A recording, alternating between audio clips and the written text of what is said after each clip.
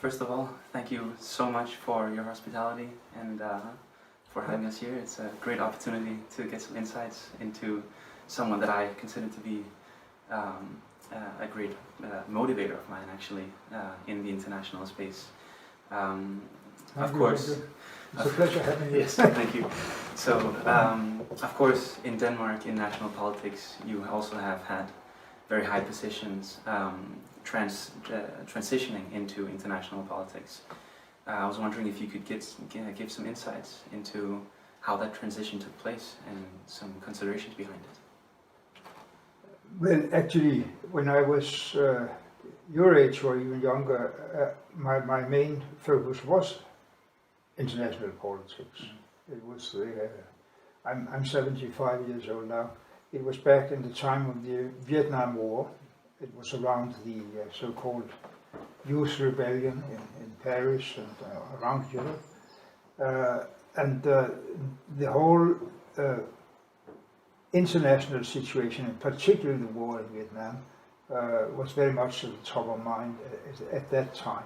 And I've always been very interested in foreign politics in general. But by my career in politics in Denmark was different because I studied economics and worked with the trade union and social democratic think tank called the Economic Council of the Danish Labour Movement during my student time as well as afterwards, and I was chairman of the Social Democratic student organization in the late 60s and very much engaged inside the Social Democratic Party. So over the years it became more about economic policy and taxation, and that was what I was chosen for, to be Minister for Taxation in the beginning of the 80s, and later on for a long time, for 8 years, Minister for Finance. Mm-hmm. So it was only in year 2000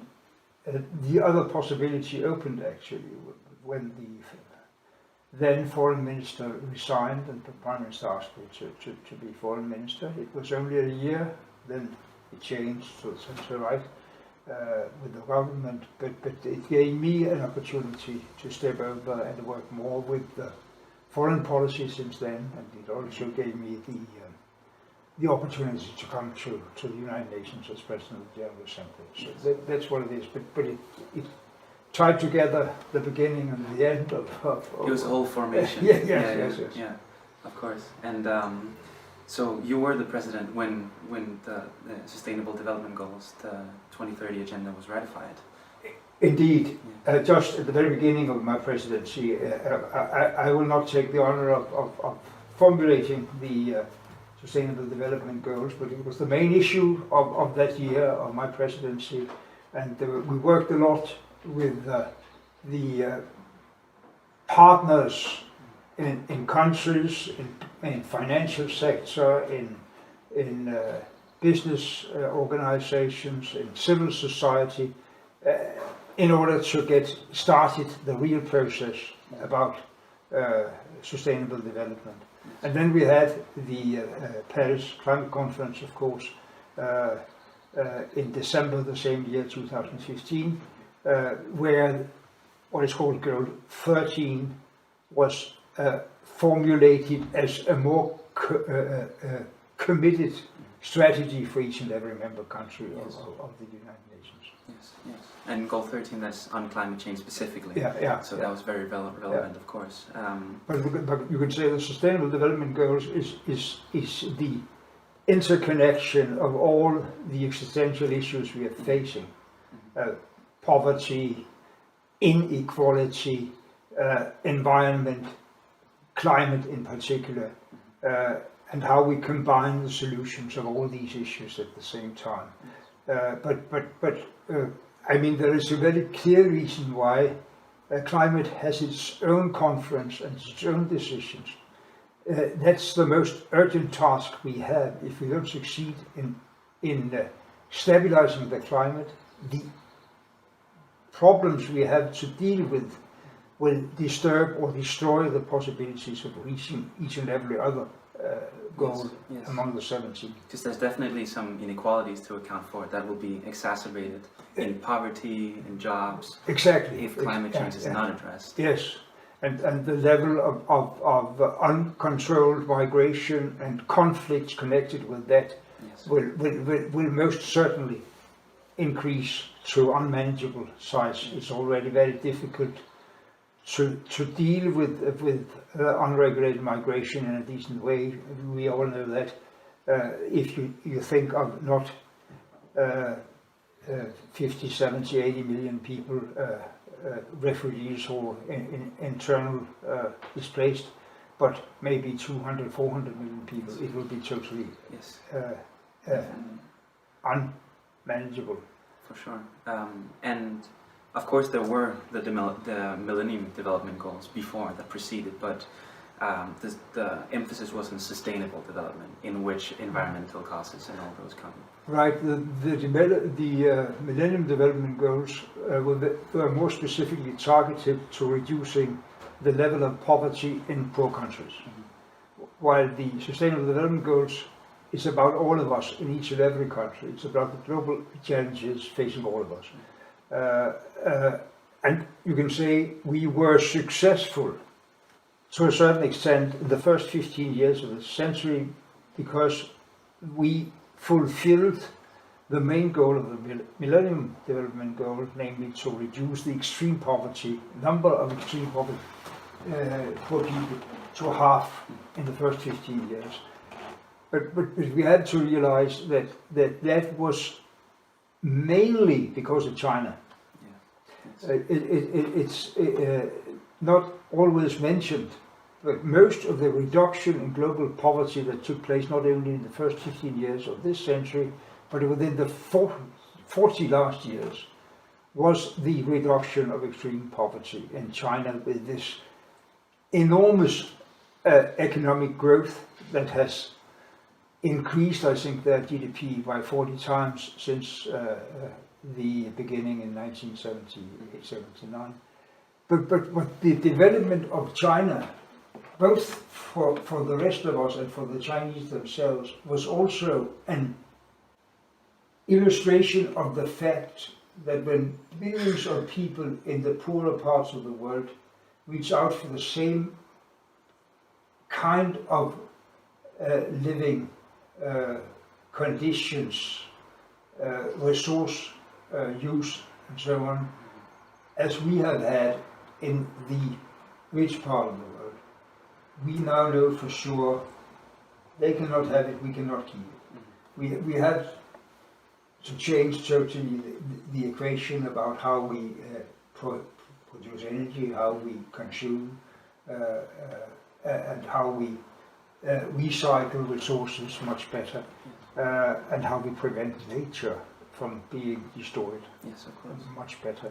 And that was the new thing about the Sustainable Development Goals. Yes, we can maybe continue to reduce poverty in the old way, but that's creating that's perpetuating an economic model that's not sustainable. And we have to realize that with less material growth in the kind we have had up till now, we also have to have much more strong emphasis on redistribution between countries and between people, because the paradox of the last 40 years is, yes, we have reduced extreme poverty, but we have also increased inequalities enormously. Yes. And it continues during this pandemic. Almost exponentially. Yeah.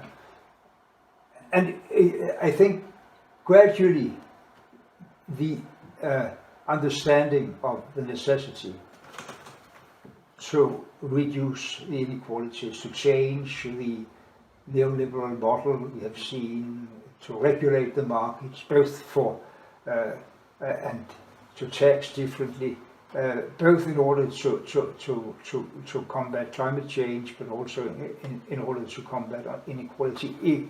That is increasing, that understanding now, gradually. Maybe too slowly, but gradually it is increasing. That this is also politically an unsustainable model. Mm-hmm. I mean, the neoliberal theory from Reagan, Thatcher onwards was there is no limits to growth in the use of resources, and distribution is not very important because everybody will be lifted up some way. The Sustainable Development Goal is quite a different story. Resources are not unlimited, and we know that everybody is not lifted up. Definitely.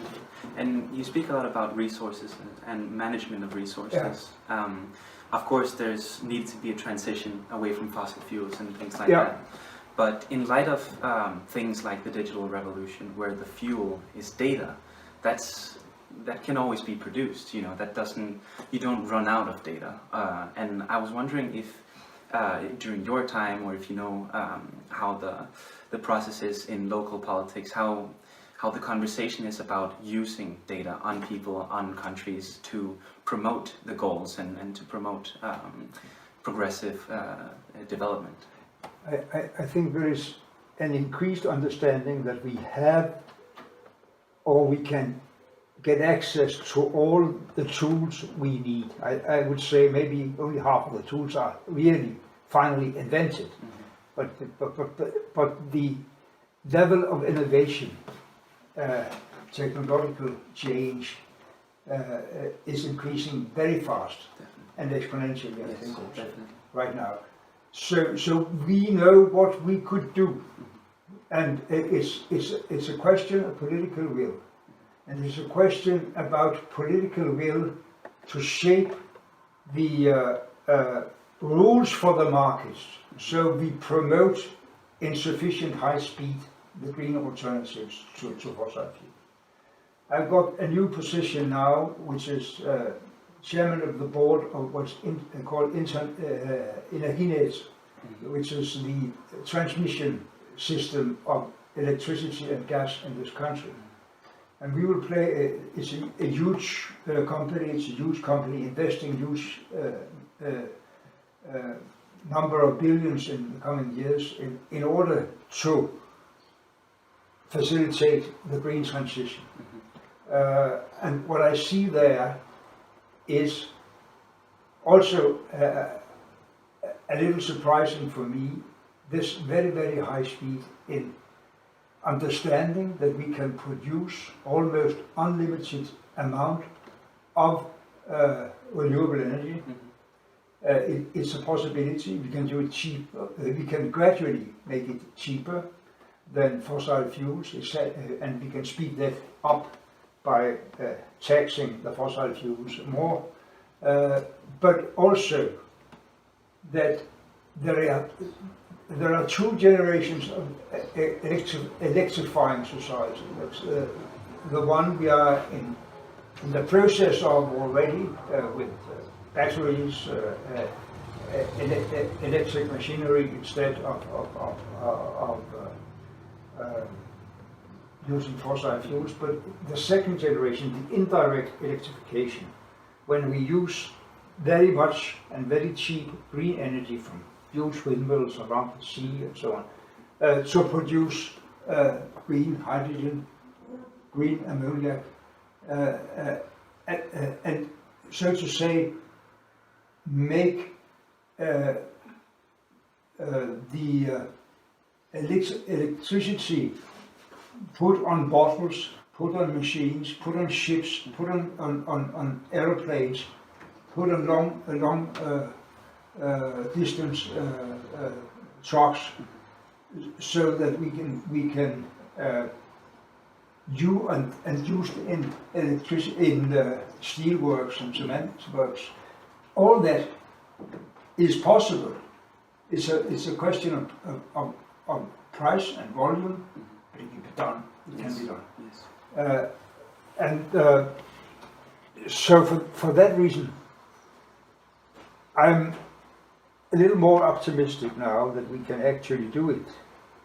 Of course, we don't reach all sustainable goals at 2030, but I don't think 2050 as the end of fossil fuels is it's totally unrealistic. I don't think so. It will be out-competed from the markets. And you already now you see that the big oil companies are having facing disinvestment from very many capital funds already.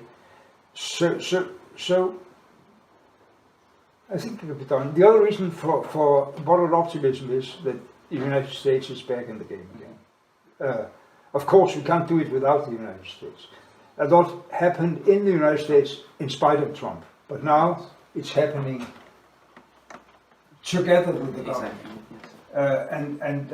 And we are, in spite of all the conflicts of interests and tensions between US and China, the partnership between US and China on climate change is back again. We would never have had the Paris Agreement 6 years ago without the cooperation of USA and China. When I went around in Paris in December 2015, talked with the negotiators and asked a question, a logical question, we couldn't do it in Copenhagen in 29. Why can you do it now?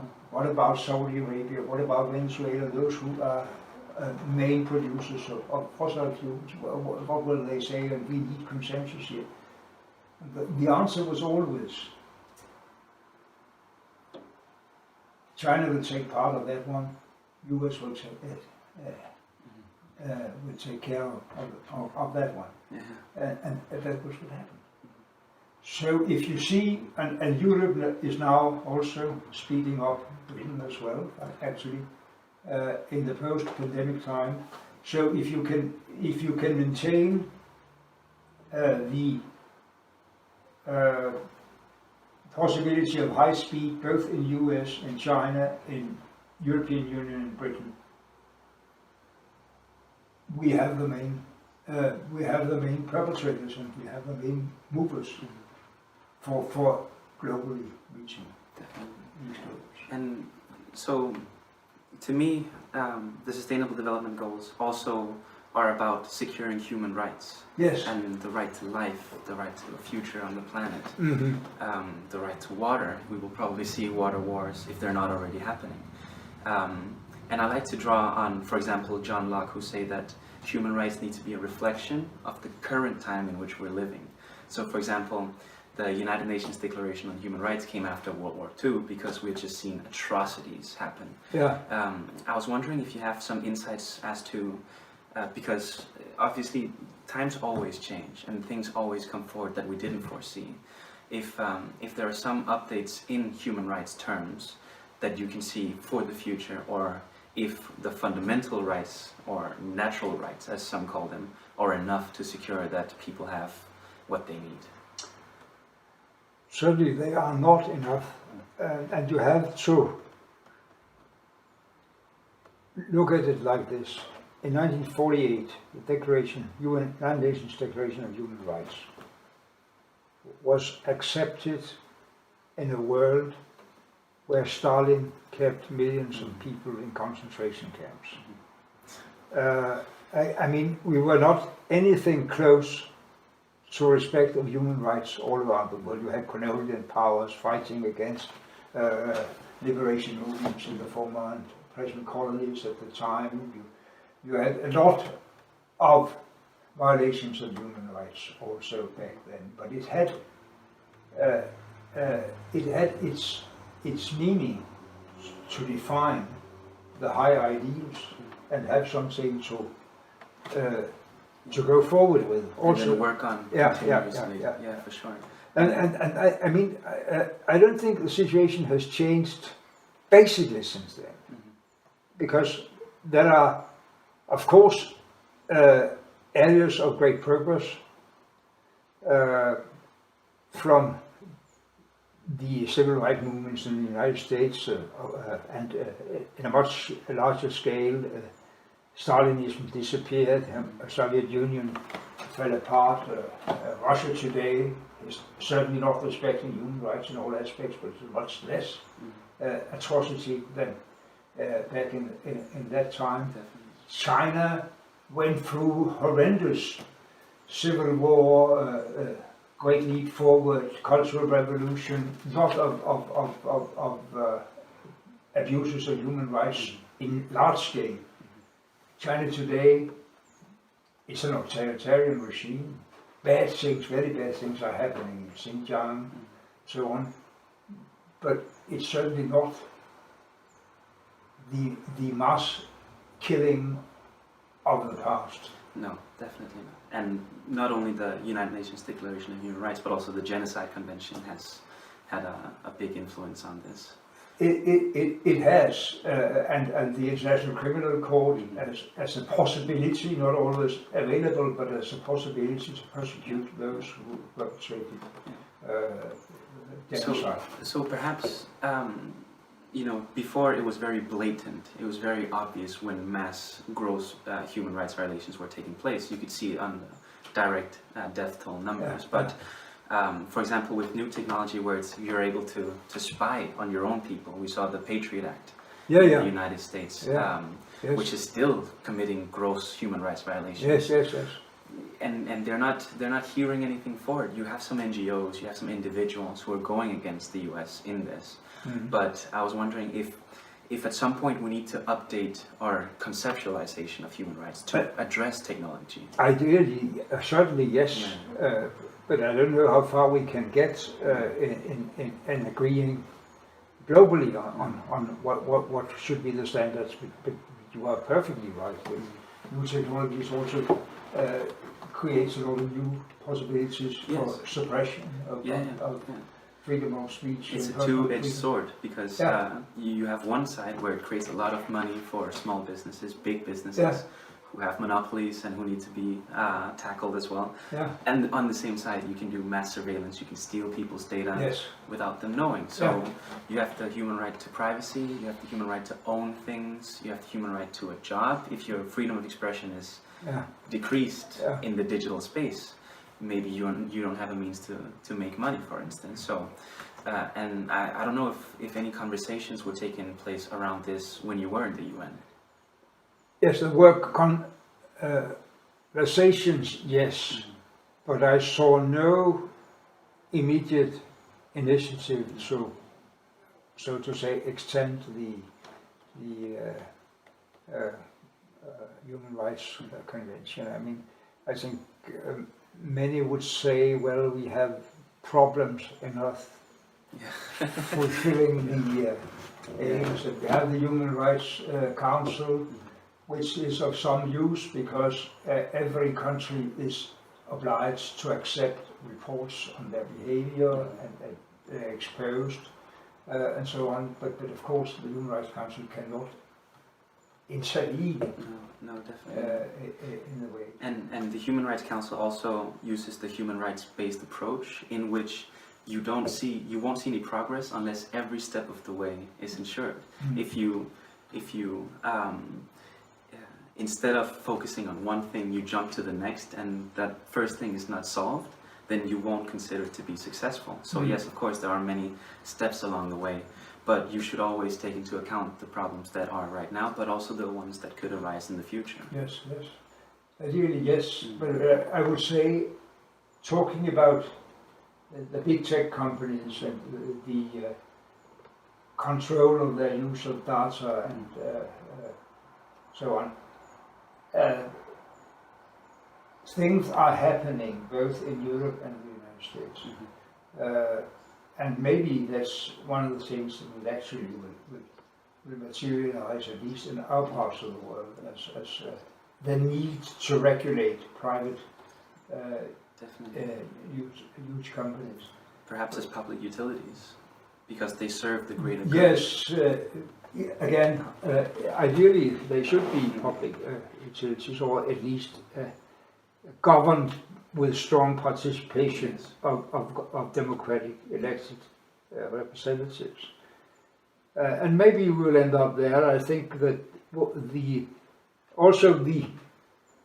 frightening development in the media situation with the use of the internet to create racism, lies, whatever.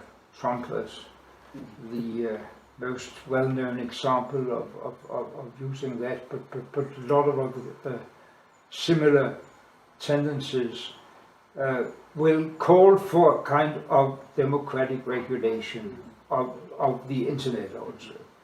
And the democratic threats, the threats against democracy, with the monopolization of